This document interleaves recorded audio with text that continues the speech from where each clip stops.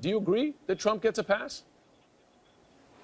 I think obviously our faith believes in forgiveness. I think in order to forgive somebody, that individual needs to repent and apologize. And I don't think America has seen that from our president in any scenario, really.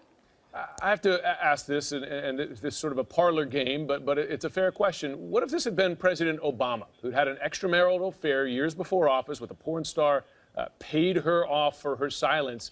Could you imagine your grandfather, your uncle, Tony Perkins, saying the same thing? I think the reality, Jim, is I think we all know the answer to that question. What is the answer? I don't think that any of the prior world leaders have been forgiven for anything by some of these evangelicals. I think the question you're asking is the exact same question that I'm asking, and I think the world knows the answer, that nothing these leaders have said or done have illustrated that they would give that forgiveness to, let's say, President Obama in that situation. Now, had President Obama asked for forgiveness, had he then in humility changed his behavior? Absolutely. I think that's a core of our faith. But you've got to, ask for forgiveness first. Yeah. Your uncle, Franklin Graham, he also pointed to the fact that the affair, the alleged affair, happened years before Trump took office. Here's what he told my colleague Don Lemon about the president's responsibility as a role model. Isn't the president supposed to be a role model for all? Well, you certainly want them to be a role model. But he's a businessman, Don. He's not a politician. He's a businessman. And when he's in business meetings, he talks a certain way.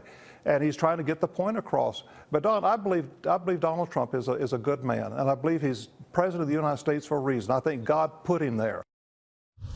Do you agree with those excuses, your uncle's excuses for President Trump's behavior?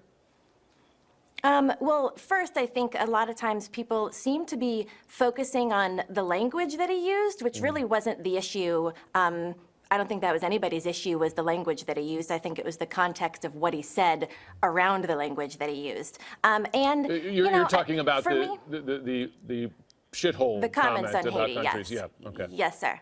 Yes, for sure. I think they're focusing on the language and making excuses for it when I don't really know that that was anybody's issue to begin with. I think it was, the disheartening, dehumanizing comments that were said around the word. I also think that, I said last time I was on your program, Jim, that my president doesn't have to be a Christian. I just don't want him to be held up as the poster boy for Christian evangelicals because he doesn't represent most of us. It seems like the trade-off here is essentially political. The evangelical leaders are giving Trump a pass because, and you heard Perkins there say, well, he's got a Christian vice president, policies, for instance, on abortion. Do you think that's a fair trade-off? That in effect those positions outweigh or even erase other behaviors, comments, et cetera, that you've seen and heard from Trump? No, and I understand a lot of evangelicals supporting him because of his policies.